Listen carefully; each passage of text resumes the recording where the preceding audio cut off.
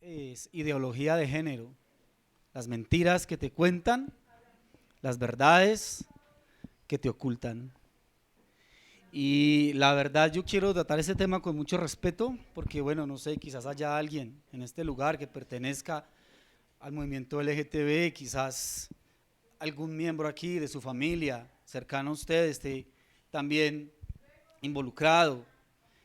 Y no solamente hacerlo con respeto, sino también hacerlo con mucho temor delante de Dios, porque no quiero de pronto decir o dejar de decir algo que Dios realmente ponga en el corazón que se deba de decir o que no se deba de decir. Entonces, eh, simplemente entender lo que Dios a través de su palabra nos ha enseñado acerca de todas estas cosas. Algo muy importante de tener en cuenta es que cada persona en el libre albedrío que cada uno de nosotros tenemos, tiene esa libertad de hacer con su vida personal, su vida sexual, su vida afectiva, lo que cada persona quiera, ¿sí?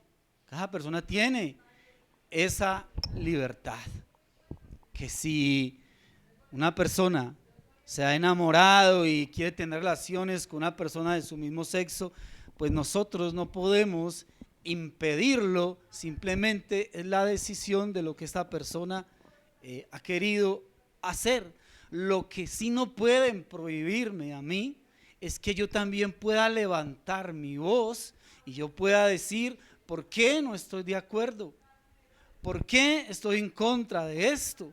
Porque si Marcelo decide autopercibirse que ya no es Marcelo, sino que de ahora en adelante es Marcela, pues Marcelo está en toda su libertad de autopercibirse, lo que él quiera. Pero lo que no puede obligarme a mí es a que yo le diga a Marcelo que tenga yo que decirle Marcela, que mediante la ley a mí no me pueden obligar a eso. Si Marcelo quiere vivir su fantasía, que la viva, está en su libertad, pero que yo no sea obligado. Que si Marcelo se quiere casar mañana con otro hombre, pues listo, no estoy de acuerdo yo con el matrimonio igualitario, lo vamos a ver ahora, algunas de estas razones por qué. Si lo quiere hacer, en este momento la ley lo ampara, pues que lo haga. Pero yo también tengo derecho a decir, yo no estoy de acuerdo con el matrimonio igualitario, yo no estoy de acuerdo con el matrimonio entre parejas del mismo sexo, y poderlo decir. Que si el lobby LGTB se levanta y hacen sus marchas y levantan sus banderas y hacen todos sus pronunciamientos, ¿sí? Con todo el glamour y toda la sobriedad que acompaña las marchas LGTB, ¿sí? Que lo hagan. Pero si nosotros, como heterosexuales, también queremos levantar y hacer una marcha y decir no estoy de acuerdo, pues que también se nos respete ese derecho a no estar de acuerdo. Yo creo que también en eso hay diversidad, en que yo pueda pensar y yo pueda opinar diferente. Entonces, yo creo que en verdad, en este momento, estamos siendo testigos de un mundo que hoy por hoy está cambiando de una manera abrupta, de una manera acelerada. Los cambios que nosotros estamos viendo y estamos viviendo no son solamente en la parte tecnológica, cultural, moral, ideológica, educativa, política, social.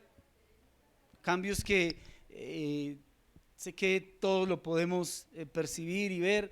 Es un ataque al hombre, a la mujer, a los niños, a la familia. Ahora, dentro de todos estos cambios que estamos viendo, pues algo bien fuerte, ya que digamos a diario lo estamos escuchando y lo estamos viendo, es lo que tiene que ver entonces con la ideología de género.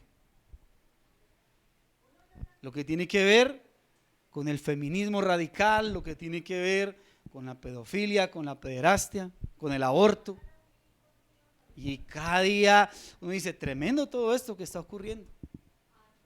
Y yo recuerdo, estando en el colegio, empezó a sonar fuertemente algo que se llamó libre desarrollo de la personalidad, ¿cierto?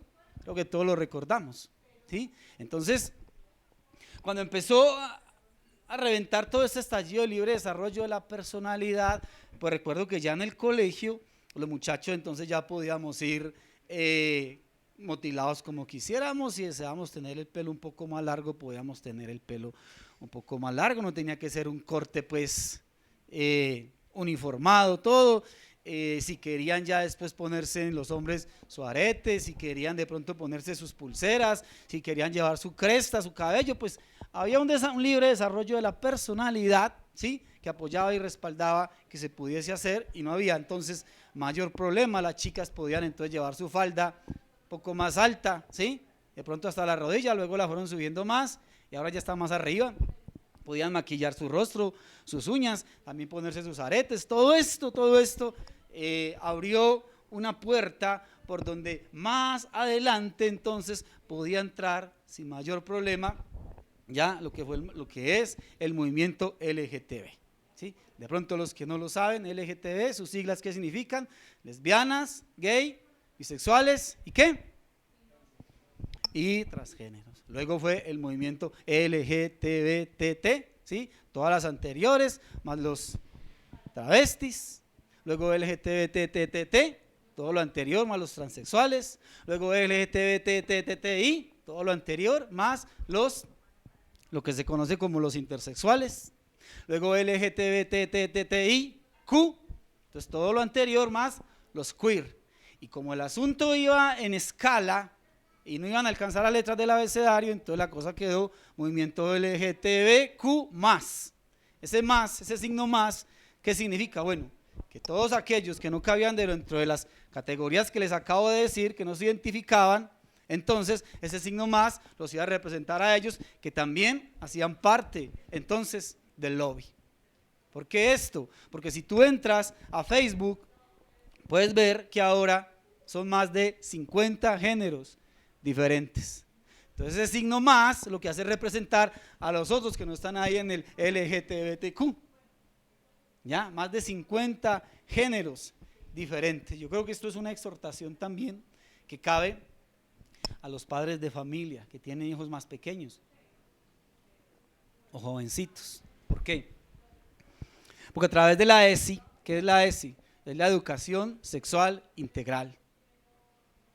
Es algo que es global. Cuando hablo de global, quiero que entiendan que global se refiere a que no es algo que está sencillamente aquí en nuestro territorio, en nuestro país Colombia, sino que es algo que se ha extendido ya en muchos países de Latinoamérica, en muchos países a nivel mundial, donde a través de la educación sexual integral, bueno, aquí en Colombia se conoce, en lo que he empezado a leer y a mirar, es lo que tiene que ver con la educación sexual y reproductiva. No sé si los padres de familia que están aquí ya han leído de qué se trata eso. Si no lo han hecho, empiecen a hacerlo porque es bien, bien delicado lo que allí se trata, y léanlo con lupa y empiecen, si hay palabras que no entienden, a buscar qué significan, para que empiecen a mirar lo que hay allí detrás de todo esto. Entonces la ESI, que es la educación sexual integral, lo que quiere es tomar a los niños desde pequeños, ¿sí?, en las escuelas, en los colegios, y empezar a enseñarles todo lo que tiene que ver con ideología de género, enseñándoles a los niños que el ser hombre o el ser mujer es solamente un constructo social que él no tiene. Si es un niño, que no tiene por qué ser niño; si es una niña, que no tiene por qué ser una niña, que tiene para escoger entre todo ese abanico de más de 50 géneros, a ver con cuál se acomoda y con cuál se siente mejor. Entonces empiezan a enseñarles, ¿ya?, y a traer sobre ellos toda esta cantidad, digamos, de educación a través de todo esto, ¿ya? Entonces, quiero que entendamos aquí algo. Son cosas que hasta hace poco tiempo atrás para nosotros eran inimaginables, ¿sí? Pero que hoy por hoy, entonces, todo este lobby LGTB nos las quiere hacer ver como algo que es completamente normal, completamente natural. Puede que se vea como algo normal, porque es que hoy en día tú vas por la calle y entonces ya no es raro, es normal ver dos parejas de hombres que se aman, que se besan, o pueden ver una pareja de mujeres también que se aman, que se besan, que quieren vivir juntas, etcétera, etcétera. O sea, se puede ver hoy en día como que normal ver que un hombre se autopercibe que es una mujer, ¿sí? O también una mujer que quiere autopercibirse que ella entonces es un hombre. Pero aunque se vea como algo que pareciera normal, no es algo natural. ¿Por qué no es algo natural? Porque esta ideología de género sencillamente es algo que es anticientífico, antibiológico. No es natural. ¿Por qué? Porque el ser humano es hombre o es mujer desde antes de nacer y aún después de que muere. Por eso a través de una ecografía los médicos pueden determinar si el ser que va a nacer es ¿qué? ¿Es niño o es niña? No existe el gen gay, no existe. Si una persona muere, aún después de muerta, a través del ADN pueden determinar si esa persona que murió hace 15 o 50 años, determinar si ese cadáver que hay ahí era de un hombre o era de una mujer. Jamás la ciencia va a decir esa persona que murió hace 30, 50 años era gay. Eso dicen sus genes, no. Solamente existen los cromosomas XX y XY. No existe. Por eso, Luis, te repito, aunque se vea como normal en las calles, ¿sí? Las parejas del mismo sexo queriendo tener relaciones, etcétera, etcétera, pues no es natural. Incluso es imposible a través de la ciencia, a través de la genética, a través de la biología, es imposible el cambio de sexo. No existe el cambio de sexo. Digamos, un hombre puede hormonizarse, puede amputar partes de su cuerpo, puede inyectarse, puede hacerse implantes y puede en su apariencia quedar como una mujer. Pero si le hacen una prueba, los cromosomas van a decir que esa persona, por más que se haya disfrazado de mujer, por más que haya querido tomar apariencia de mujer, es un hombre. Y si deja de hormonizarse, porque tiene que estar hormonizado el resto de su vida. Si deja de hormonizarse, pues sencillamente le va a empezar otra vez a crecer la barba, va a empezar a engrosar la voz, etcétera, etcétera. ¿Por qué? Porque se es hombre o se es mujer antes de nacer y aún después de la que la persona muere. Puede hacer lo que sea en su cuerpo, pero el cambio de sexo no existe, no existe. Entonces, creo que también esto nos lleva un poco a pensar lo que la escritura dice en Génesis 1:27, creó Dios al hombre a su imagen, varón y hembra los creó. Entonces, pensando un poquito en todo esto, me surgió una pregunta: ¿cómo tú y yo vamos a poder hablar de aquellos asuntos que no los identificamos literalmente en la palabra de Dios o que no encontramos muchas veces en la palabra de Dios casos puntuales? ¿Cómo vamos a hacer entonces para tratar esos temas? ¿O será entonces que como no encuentro las palabras literales o casos puntuales en la escritura, lo mejor entonces sería quedarme callado? Porque si nosotros fuésemos a hablar de asuntos como, por decir algo, sanidad divina, el poder que vence el pecado, la resurrección, la oración eficaz, bueno, vamos a encontrar muchos pasajes de la escritura que nos van a dar a nosotros pie para poder hablar de todas estas cosas. Pero, ¿cómo tratar nosotros como iglesia temas como, por ejemplo, aborto?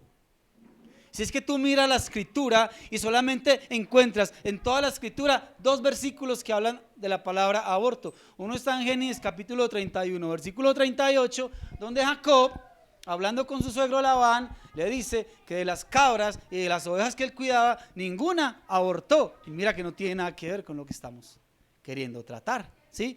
Y otro caso está en Éxodo 21, 22, donde dice que si dos hombres están riñendo y hay una mujer que está en embarazo y en la riña uno de estos hombres golpea a esta mujer o la hiere y le hace abortar el bebé, pues entonces deberá pagar lo que el esposo estipule si la mujer no muere.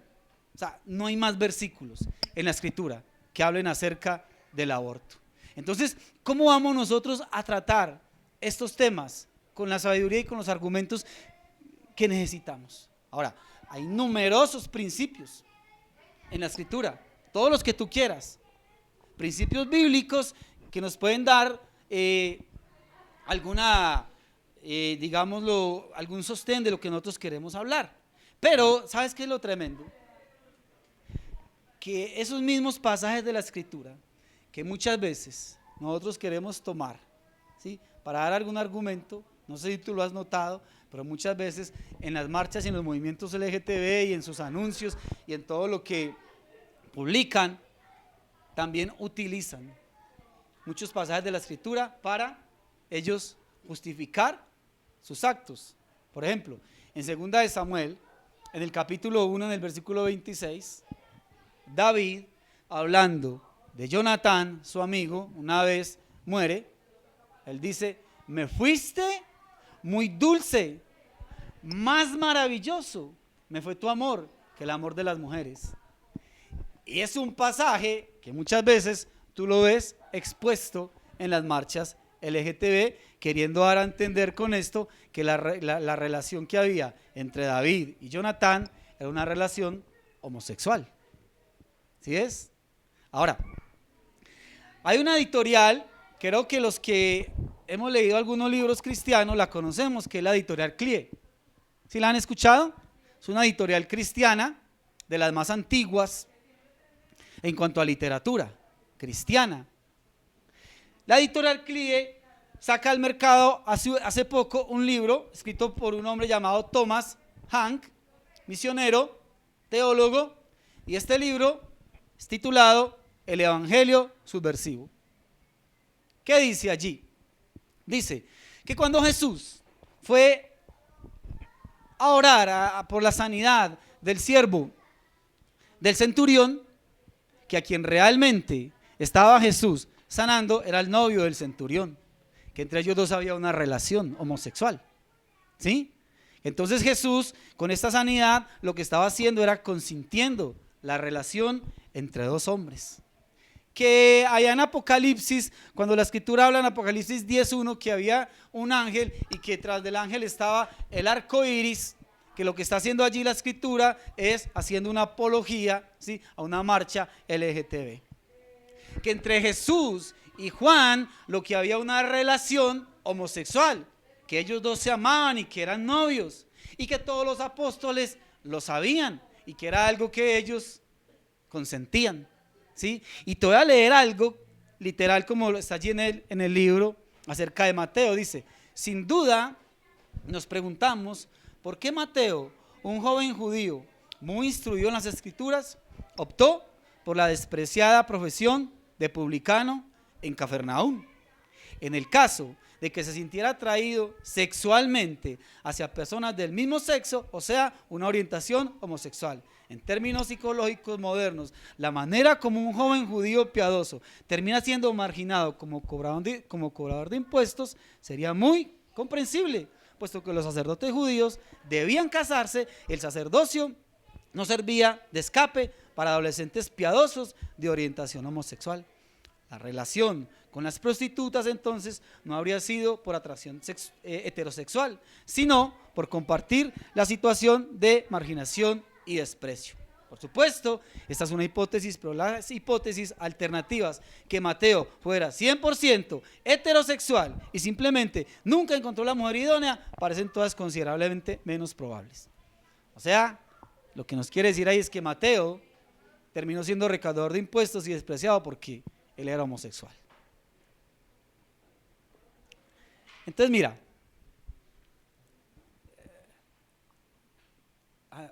analicemos todo esto. Algo que me impactaba estos días era encontrarme con una entrevista que le hacían a Eva Luna Montaner, ¿sí? ¿La recuerdan? La Gloria de Dios. Hermoso canta, ¿no? una entrevista que le hacían a su esposo, Andrés Echeverry, Camilo Andrés Echeverry, esperando el bebé que ya tuvieron hace poco, y decía, bueno, que él en la India se impactó mucho con el color índigo y todo esto, bueno, habla una cantidad de cosas, pero que su hijo, hija o hije, lo dice literalmente en la entrevista, se iba a llamar índigo, que tenía que ser un hombre neutro, y que su hijo, su hija, su hije iba a ser criado como género no binario, hasta que cuando estuviera grande decidiera qué quería hacer. Entonces, si todas estas cosas que les acabo de mencionar, ¿sí? Se están dando y se están promoviendo en aquellos que supuestamente nos representan a nosotros como pueblo cristiano, ¿sí? Entonces podemos imaginarnos también, digamos, el avance tan fuerte que todo eso está teniendo, ¿ya? Entonces, regresando a la pregunta que le hacía al principio, lo que yo me preguntaba, cómo tratar aquellos temas, ¿sí? Como el que les decía, por ejemplo, el aborto, solamente 2 versículos, pero nada que ver. Tú no encuentras literalmente en la escritura un caso donde una mujer se provoque un aborto, donde quiera asesinar a su hijo y vaya y se practique entonces un aborto. Tú no lo encuentras en la escritura. Tú no encuentras la palabra ideología de género, porque ni existía esa palabra. No encuentras eso en la escritura. Entonces, ¿cómo tratar esos temas? Temas que a la vez, desde lo social, lo académico, lo político, están rodeándonos, están como constantemente minándonos, avasallándonos. Entonces, digamos, toda esta agenda global, LGTB, y cuando digo global, quiero nuevamente aclarar que no es algo que sea solamente aquí a nivel de nuestro país Colombia. Ustedes lo pueden ver, ¿sí? Que la agenda LGTB está a nivel de muchísimos, pero muchísimos países del mundo entero. La situación que está viviendo Canadá, España, Reino Unido, son situaciones bien fuertes donde nosotros podemos ver atrás de lo que está ocurriendo allá, entonces, qué es lo que nos espera y hacia dónde nos quieren llevar a nosotros con todo esto. Entonces, ¿cómo vamos a tratar esos temas? Vuelvo y te repito, en los que la Biblia solamente nos da algunos principios o muchos principios, pero que en muchos de esos casos no tenemos puntualmente, literalmente, en la escritura, de dónde ir y leer algo así. Entonces, pensando en esto, yo reflexionaba en algo. El Dios de propósitos, el Dios todopoderoso, en los 66 libros que deja dentro del canon de las escrituras, en los 66 libros, deja allí 2 libros que en ninguno de los 284 versículos que tienen los 2 libros y en ninguno de los 18 capítulos, esos 2 libros me menciona a Dios, a Jesús, a Jehová, por ningún lado. Tú no encuentras la palabra Dios, Jesús, Jehová, Shaddai, Adonai, no la encuentras por ningún lado en esos 2 libros. Pero más sin embargo, tú vas leyendo y vas viendo plasmado el carácter de Dios en todo lo que está allí escrito. ¿Cuáles son los 2 libros? Cantar de los Cantares y el libro de Esther. Tú no encuentras la palabra Dios ahí. Entonces, si yo leo un libro y no encuentro a Dios por ningún lado, entonces ¿qué? ¿Desecho ese libro? No, ahí está plasmado Él, ¿sí? Entonces, ¿por qué quiero hacer de pronto esta comparación? ¿Sí? Te explico algo. La palabra de Dios indiscutiblemente tiene que ser nuestro punto de partida y tiene que ser nuestro punto de llegada, indiscutiblemente, ¿sí? Pero entre ese punto de partida y ese punto de llegada, como no encuentro literalmente temas de los que necesito hablar, pues tengo que ir a algunas estaciones, por decirlo de alguna manera, donde yo pueda traer esa información y encontrando esa información poder traerla entonces al contexto del carácter y del pensamiento de Dios. Y hay muchas personas, psicólogos, escritores, que aún no siendo cristianos, están hablando unas verdades tremendas en cuanto a ideología de género. Están hablando unos temas supremamente importantes donde nosotros podemos aprender, donde nosotros podemos tomar y donde nosotros podemos entonces alimentarnos. ¿Ya? Como padres de familia, yo les digo algo, solamente exhortándolos a través de lo que es la educación sexual integral, que es lo que les explicaba ahorita, que es lo que se quiere dar a los niños y a los jóvenes. Entonces, si tu hijo llega a tu casa y te dice, no, o tú lo escuchas que está hablando sobre que está aprendiendo sobre el género binario, no binario, bisexual, asexual, pansexual, está aprendiendo entonces sobre lo que es transespecie, y tú te quedas ahí como que, ¿y de qué está hablando mi hijo? ¿Tú cómo vas a sentarte con tu hijo a contrarrestar todo aquello que él está diciendo, que le están enseñando, cuando tú ni siquiera tienes idea de qué es lo que él está hablando? Y es lo que les están dando en las escuelas, es lo que está empezando a coger mucha fuerza en nuestro país. Porque si para ti es más fácil sentarte una hora a ver Yo Me Llamo, otra hora a ver Ana de Nadie, o una hora frente al Facebook, media hora frente al WhatsApp, otra 40 minutos viendo videos de YouTube. Y en promedio los estudios dicen que una persona aquí en Latinoamérica está gastando 3 horas con 45 minutos diarias frente a la pantalla. Y no te estás interesando realmente por qué es lo que le están enseñando a tus hijos. No estás yendo a mirar verdaderamente qué es lo que está ocurriendo. Yo te quiero exhortar a eso, para que entonces llegues una sorpresa más tarde. Es que yo no encuentro en la palabra de Dios nada referente a eso. Bueno, te estoy diciendo, hay que ir a los libros, hay que ir a leer, hay que empezar a enterarme de qué es lo que está ocurriendo, hay que mirar quiénes de verdad están hablando de esto con sabiduría, con entendimiento, para yo poder también leer, aprender, estudiar. Hay dos cosas bien importantes, que es informarnos, pero también formarnos. Tú vienes, te sientas aquí, hoy, domingo, te estás informando, pero tú necesitas formarte. Y la única manera de formarte es que tienes que estudiar, tienes que leer, tienes que mirar, tienes que ir a las fuentes y tienes que empezar a llenarte de conocimiento para poder hablar, para poder enseñar, para poder compartir, para poder sentar también con tus hijos. El apóstol Pablo dijo algo muy claro: escudriñarlo todo y ¿qué? Retener lo bueno. O sea, no pienses que solamente con venir el domingo, ¿sí?, y orar, con eso vas a solucionar todo. Y sí que hay que orar, y mucho, ¿sí? Pero recuerden que allá en Éxodo, en el capítulo 14, versículo 15, el pueblo había huido de Egipto, el faraón venía encima, y allá estaba Moisés clamándole a Dios. ¿Y qué le dijo Dios? Moisés, ¿qué haces clamando? Diga al pueblo que marche. ¿Sí o no? Nos quedamos ahí y no hacemos nada. Hay que actuar. Y hay que empezar entonces también a tomar voz y a aprender y a entender qué es lo que está sucediendo con todo este movimiento LGTB, y poder mirar entonces de qué manera también me puedo instruir. Porque si mi religiosidad me lleva a mí a decir o a pensar, es que esa persona que está diciendo eso no es cristiana, entonces como no es cristiana, no me sirve. Pero resulta que esa persona que no es cristiana está diciendo una verdad que tú ni siquiera sabes, que tú ni siquiera la has querido estudiar. O eso que está diciendo no está escrito en la palabra, porque no me menciona a Dios por ningún lado. Entonces desechemos Cantar de los Cantares y Esther, porque no me menciona a Dios por ningún lado. Pero resulta que todo lo que está ahí escribiendo ese psicólogo, esa persona, me está llevando a mí a entender una cantidad de cosas que yo no sabía, que ni siquiera me las imaginaba. Si yo te digo a ti, defíneme bíblicamente qué es ideología de género, tú dices, bíblicamente, a ver, tú no lo vas a encontrar.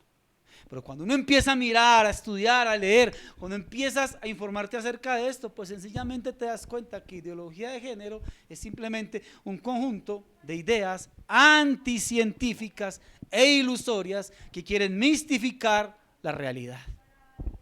¿Por qué anticientíficas?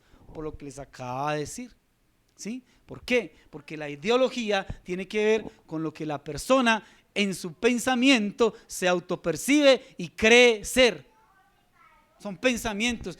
¿Por qué anticientíficos? Porque la ciencia y la biología, vuelvo y te repito, dice que un ser humano es hombre o es mujer antes de que nazca y aún después de que muere ¿Es hombre o es mujer? Que solamente existe el cromosoma XX y XY. Yo creo que necesitamos entonces nosotros entender como creyentes, con sabiduría de parte de Dios, tenemos que levantar una resistencia y no podemos quedarnos callados. Hay una porción de la escritura, está en Daniel, está en el capítulo 1 de Daniel, cuando Nabucodonosor, rey de Babilonia, entonces llega a sitiar Jerusalén, y dice la palabra de Dios en Daniel que Dios entregó a Jerusalén en sus manos, y que entonces Nabucodonosor y todo su ejército tomaron de los instrumentos de la casa de Dios y tomaron personas consigo y los llevaron entonces a Babilonia. Que en el momento en que son llevados los utensilios y las personas, Nabucodonosor dice algo, dijo: escójame a unos jóvenes, tengan ahí en cuenta esa palabra, jóvenes, de buen parecer, distinguidos, inteligentes, que no haya tacha en ellos, y vamos a hacer una cosa con esos jóvenes. ¿Qué vamos a hacer con ellos?, dijo el rey. Bueno, vamos a hacer lo siguiente, vamos a enseñarle las letras de los caldeos, ¿sí? Vamos a enseñarles nuestro idioma, vamos a tenerlos 3 años ahí educándolos, vamos a cambiarles el menú de lo que ellos tradicionalmente comen, y vamos entonces a darle la dieta mía, la dieta del rey. 3 años en esas. Aparte de eso, vamos a cambiarles también el nombre. Dentro de esos jóvenes, ¿quiénes estaban? Estaban Daniel, Ananías, Misael y Azarías. Daniel, cuyo nombre significa Dios es mi juez. Ananías, amado por el Señor. Misael, que su nombre significa quien como Dios.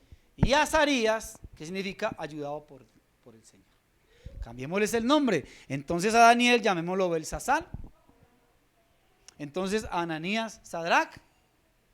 Llamemos entonces a Misael, Mesac. Y a Azarías llamémoslo Abednego.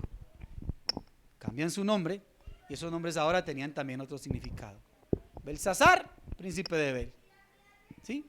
Sadrach, entonces Belsasar, príncipe de Bel. Sadrach, iluminado por el Dios Sol, ¿sí? Mesac, quien como Venus. Y Abednego, príncipe de Neco. Entonces, mira algo.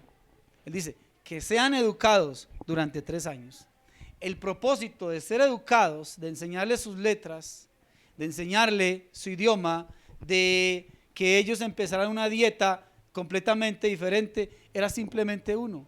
Era un esfuerzo total por adoctrinarlos con el fin de hacer que estos jóvenes sencillamente abandonaran sus creencias y su cultura hebrea y adoptaran entonces ahora las creencias y la cultura de la gente de Babilonia. Ahora, ¿por qué los más jóvenes? Porque es más sencillo trabajar en una mentalidad que se está formando. Es más sencillo empezar a meter ideas, pensamientos, razonamientos de una cantidad de cosas en una mente que se está formando. Y más fácil aún hacerlo en un niño, que son hojitas en blanco, donde tú empiezas a escribir sobre esas hojitas en blanco, y lo que tú le enseñes a un niño y lo que tú empieces a darle y a darle y a darle continuamente, pues el niño va a creer también que es verdad. ¿Por qué no dijo hagámoslo con los más viejos, con los más adultos? Porque entre más adulto y más viejo, ¿cómo nos vamos volviendo? Más tercos, más obstinados. Y no cambia nuestra manera de pensar, la manera de hacer las cosas. Ya estamos como cimentados, ya tenemos cosas ahí que por más que nos las quieran quitar, no nos las van a quitar. Ya estamos ahí, con cosas bien, pero bien formadas. Ahora, toda esta ideología y todo este adoctrinamiento que se quiere dar, tú puedes ver y darte cuenta que está apuntando y que está constantemente disparando sobre los niños y sobre los jóvenes.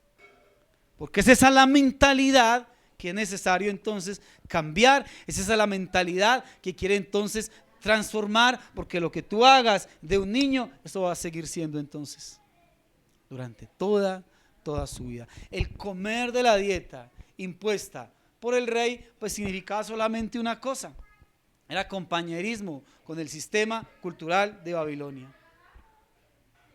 El comer esa dieta impuesta. ¿Cuál es la dieta entonces que nos están queriendo imponer? Ideología de género.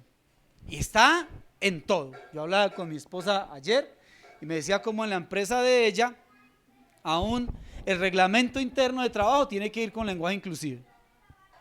¿Sí? Todo lo que tiene que ver con misión y visión de la empresa también tiene que llevar un lenguaje ¿qué? Inclusivo.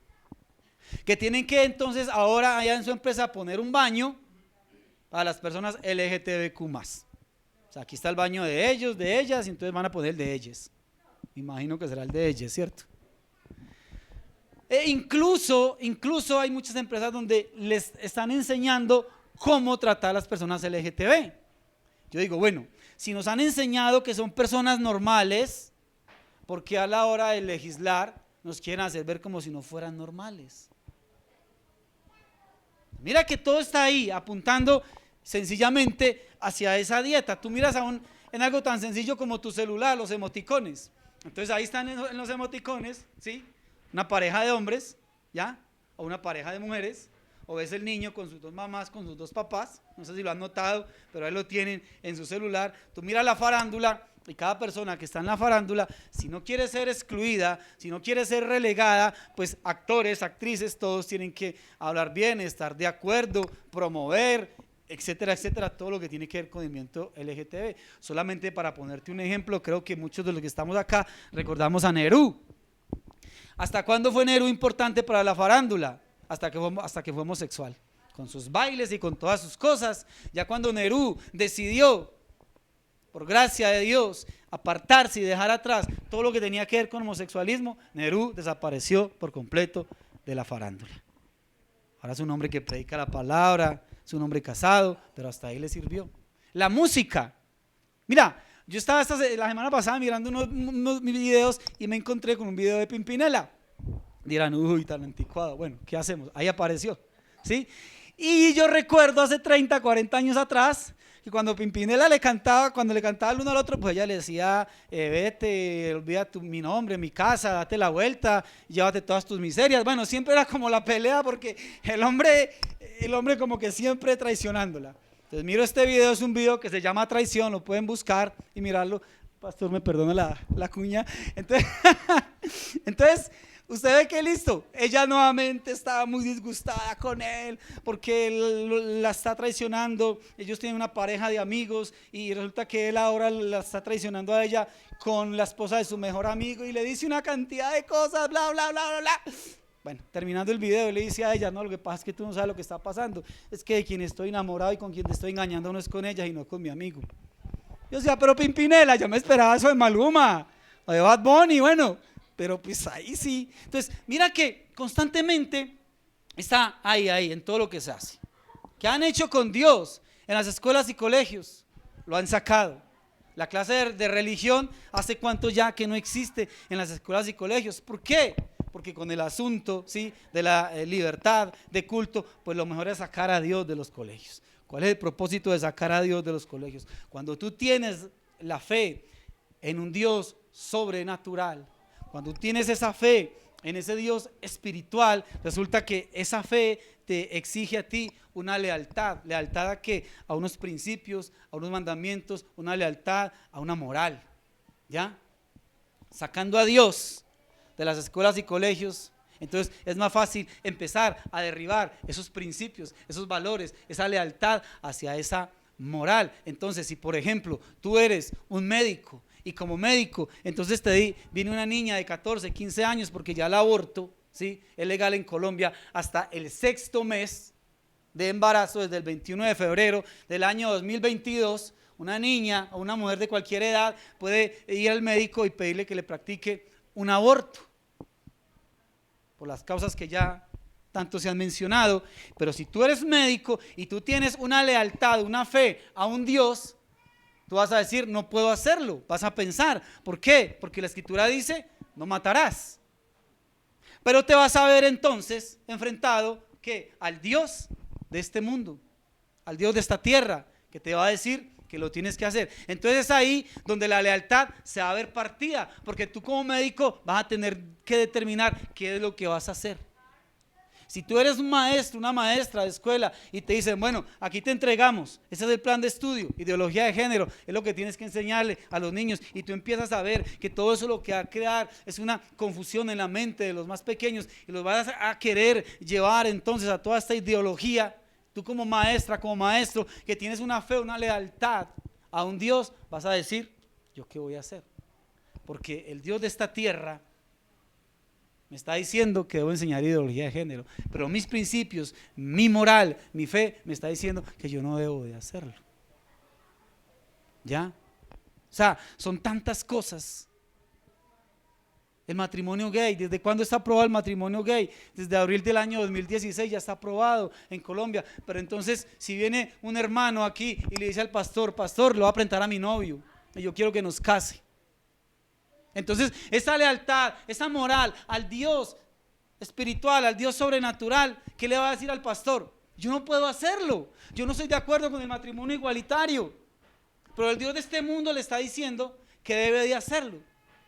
Por eso es el propósito hoy en día de ir alejando a Dios de los colegios, de las escuelas, de las universidades, porque así no se presenta ese quiebre entre la lealtad, entre un Dios, ¿sí?, que me demanda esa moral, esos principios, y frente a este Dios de este mundo que me está diciendo que cualquier cosa se puede hacer. ¿Qué ha sucedido con los principios biológicos y científicos y naturales que son los que determinan el sexo en una persona? Pues sencillamente están siendo ridiculizados, están siendo ignorados. ¿Por qué? Porque sencillamente todo apunta y todo lleva solamente a la autopercepción, al género. ¿Por qué? Porque la diferencia entre sexo y género es que el sexo lo determina la biología, lo determina la ciencia, masculino, femenino, pero el género, que es la palabra que tú creo que has empezado a mirar, que es la palabra que se está manejando en documentos, en papel, una cantidad de cosas, género, ya la palabra sexo está desapareciendo. Vuelvo y te repito, porque el sexo lo determina la ciencia, la biología, mientras que el género es una autopercepción. Entonces todo lo que tiene que ver con la biología y la ciencia está siendo ridiculizado, está siendo echado a un lado. ¿Qué quieren hacer con el concepto de familia? La familia la están cosificando. O sea, la familia hoy en día puede ser cualquier cosa. Entonces tú vas a encontrar, por ejemplo, y puedes buscarlo, ¿sí? Creo que hay mucho donde obtener información. Se casó con un delfín, se casó con una estación de tren, se casó consigo mismo, se casó con un perro, se casó con su laptop, un árbol, una cantidad de cosas. Puedes ver ahora familias multiespecie. ¿Qué es eso de familias multiespecie? Donde puede haber en la casa no solamente hijos, ¿sí?, niños, niñas, sino un perrijo o un gatijo.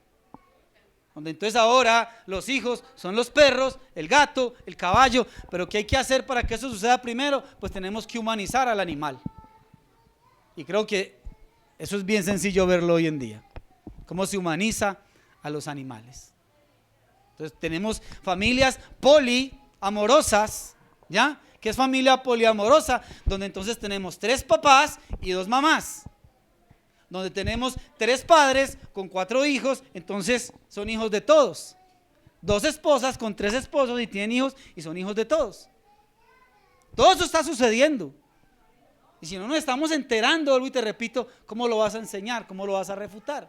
Entonces, ¿qué se hace con el concepto de familia a través de todo esto? Que el diseño original, padre y madre, como lo hemos visto a través de la escritura, eso tiene que desaparecer según todo este movimiento. Porque si logramos cosificar la familia, es decir, que la familia sea cualquier cosa, pues ¿qué se hace con las cosas? Se desecha. Mientras que ese pilar tan importante como es la familia exista, se va a convertir en un obstáculo, porque se necesita entonces hacer de la familia algo que no signifique lo que significa hoy en día la familia. ¿Qué se aprende en la familia? Principios, obediencia, respeto. ¿Qué se aprende en la familia? Amor. Se aprende a compartir, se aprende a respetar, se aprende a dar la vida al uno por el otro. Pero mientras que eso exista, para todos estos lobbies va a ser un problema tremendo. Porque la idea de sacar a Abraham de Ur de los caldeos, que Dios le dijo vete de tu tierra y de tu parentela, era empezar a crear en Abraham una nueva cultura centrada en los preceptos y en los mandamientos de aquel Dios que estaba llamando a Abraham, hacer de él una gran nación. De la misma forma, recuerden cuando la hija de Faraón, ¿sí?, ve a este niño en una arquilla en el río Nilo y ella lo toma como hijo. Cuando lo ve, se dio cuenta que era un hijo de los hebreos y dijo que tenía que llevarlo a su casa y ser criado allá. ¿Por qué? Porque el interés de la hija de Faraón era ¿cuál? Crearlo con los principios, ¿sí?, y bajo la cultura egipcia. ¿Qué sucedió? Que quien toma a ese niño para criarlo durante los primeros años de su vida, quizás los primeros 12 años, ¿quién fue? Fue su propia madre, una mujer hebrea. Total, que lo que aprendió Moisés fue la cultura hebrea. Por eso cuando él ya está más grande, ¿qué dice? Iré a ver a mis hermanos los hebreos, y va y pelea entonces por ellos. Cuando Jesús vino a esta tierra y se hizo hombre, él nos dejó ver claramente a través de sus hechos y de sus palabras lo que él mismo expresaba. Mi reino no es de este mundo. Él vino a mostrar y a modelarnos la cultura del reino celestial. Ahora, ¿por qué quiero hacer tanto énfasis en este asunto de la cultura? La palabra cultura, y aquí es donde es necesario que meditemos un poquitico en lo que está pasando. La palabra cultura me va a presentar a mí como dos polos, por decirlo de alguna manera, ¿sí? Dos aspectos, el uno que es estructurante, el otro que es estructurado. ¿Qué quiere decir esto? Que nosotros hacemos cultura. ¿Qué quiero decir con esto? Bueno, te pongo solo un ejemplo. ¿Cómo hacemos nosotros cultura?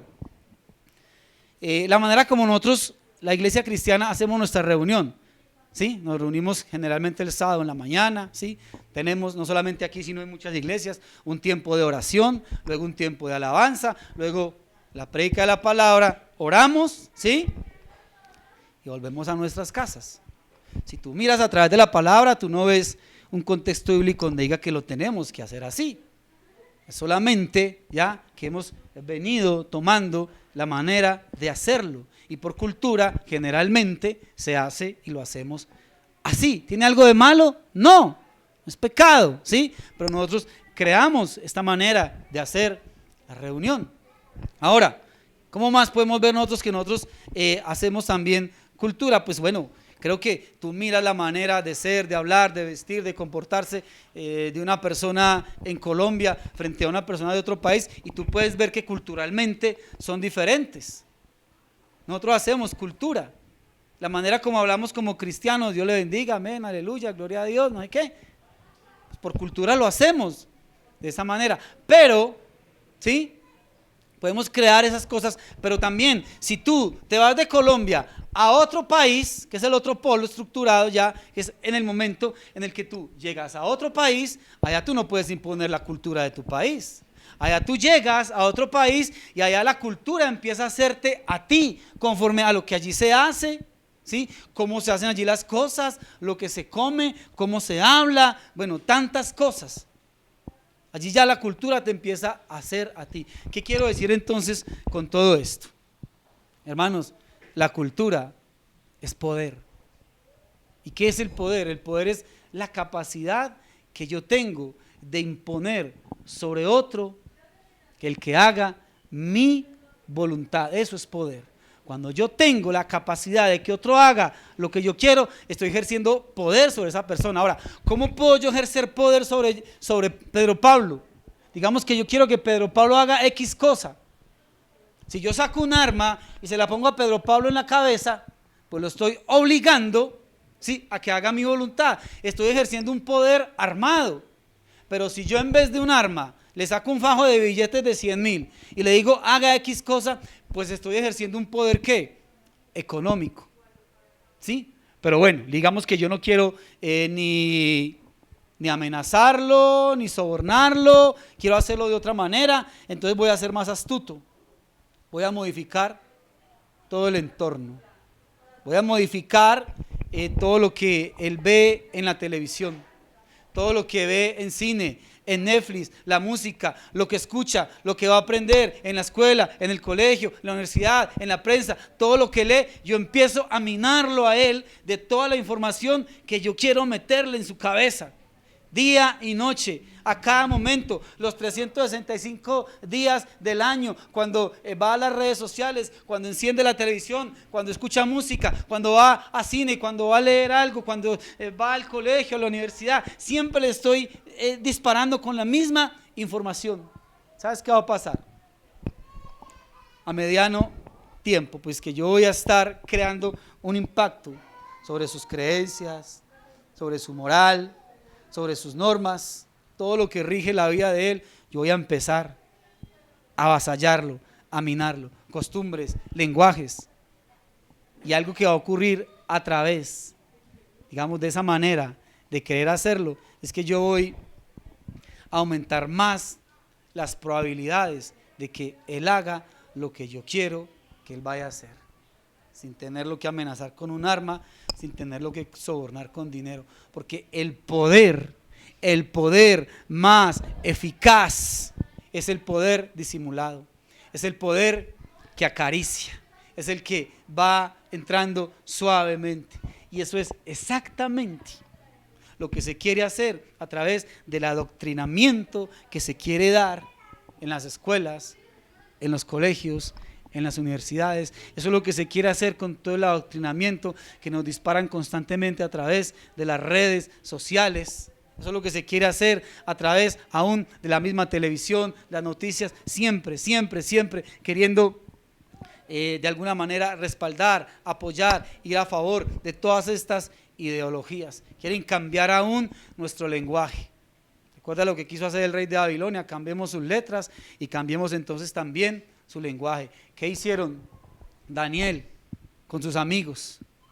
Ellos dijeron: vamos a resistirnos, vamos a levantarnos. ¿Y sabes qué? Le dijeron al jefe de los eunucos: mira, vamos a hacer algo, no nos des de esa dieta, nosotros danos solamente frutas y verduras. Él dijo: pero ¿cómo así? Si después van a ver que ustedes están flacos, pálidos, débiles. No, hagámoslo durante 10 días y te vas a dar cuenta. Ellos se levantaron y se opusieron en cuanto a lo que Babilonia les quería imponer a ellos.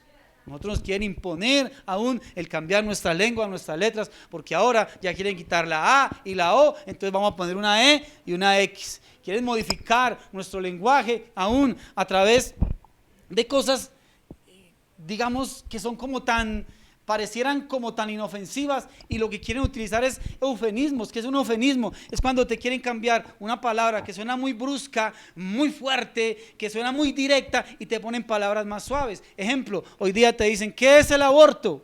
El aborto es la interrupción voluntaria del embarazo. Suena quizás en palabras muy bonitas, pero si tú le quitas ese eufemismo y dices: el aborto es el asesinato de un ser en gestación que está por nacer, ¿cuál suena más duro y cuál crea más conciencia? Pues que es un asesinato, es el asesinato de un ser que está por nacer. Pero nos cambian el lenguaje: no, es la interrupción, ¿sí?, voluntaria del embarazo. No tiene nada que ver, porque una interrupción es el cese transitorio de una acción para su posterior reanudación. Yo puedo interrumpir el sonido de mi micrófono, vuelvo y lo reanudo. Yo puedo interrumpir esto que estoy diciendo un momento por alguna circunstancia, pero entonces en 2-3 minutos vuelvo y arranco. Tú interrumpes un momento lo que estás escuchando y tienes que salir de pronto a algo, pero vuelves nuevamente en 2 minutos y reanudas y empiezas a escuchar.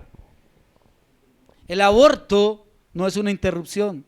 ¿Por qué? Porque cuando se asesina a un bebé, ya no se vuelve a reanudar. Esa es la realidad de las cosas.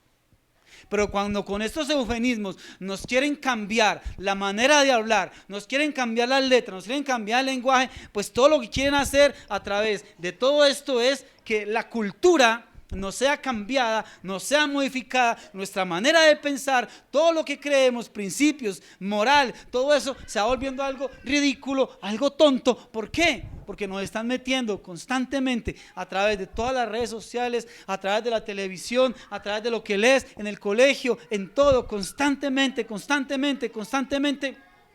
están disparando una cantidad de información, ¿sí?, que aunque no están ejerciendo poder armado, aunque no están ejerciendo poder económico, ¿sí?, están entrando en las mentes de las personas con un poder que acaricia, con un poder que es más suave, que puede demorar un poco más, ¿sí? Pero que es muchísimo, pero muchísimo más efectivo. ¿Qué tenemos que hacer?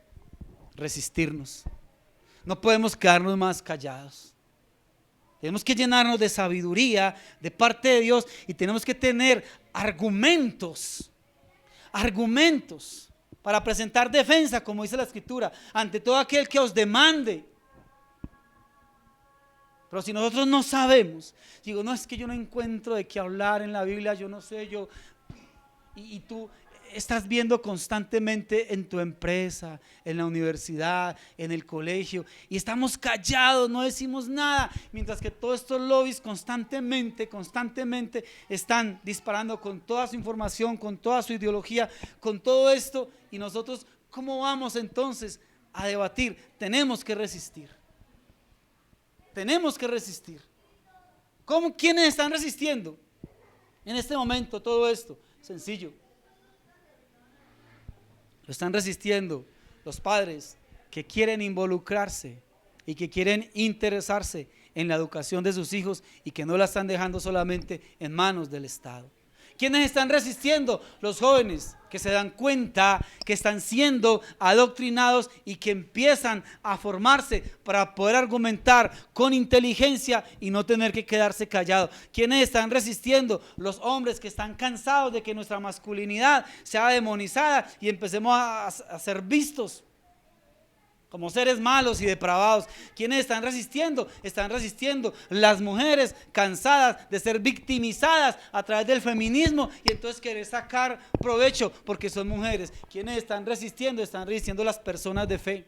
Personas de fe que están cansadas de que nuestras creencias sean pisoteadas, sean burladas, sean ridiculizadas. Y entonces decidimos hablar y exponer con argumentos lo que pensamos, lo que creemos. ¿Quiénes están resistiendo? Los líderes y los pastores, que con sabiduría no temen hablar y levantar la voz en contra de la ideología de género, en contra de la pedofilia, de la pederastia, del aborto, del feminismo radical. ¿Quiénes están resistiendo? Están resistiendo a aquellos jóvenes que usan las redes sociales para crear un contenido que genere conciencia, no solamente para estar media hora estirando la boca frente a un celular, ¿sí? Tomándose 20 fotos para escoger una y hacerle 15 filtros y luego exponerlo a ver cuántos likes me dan.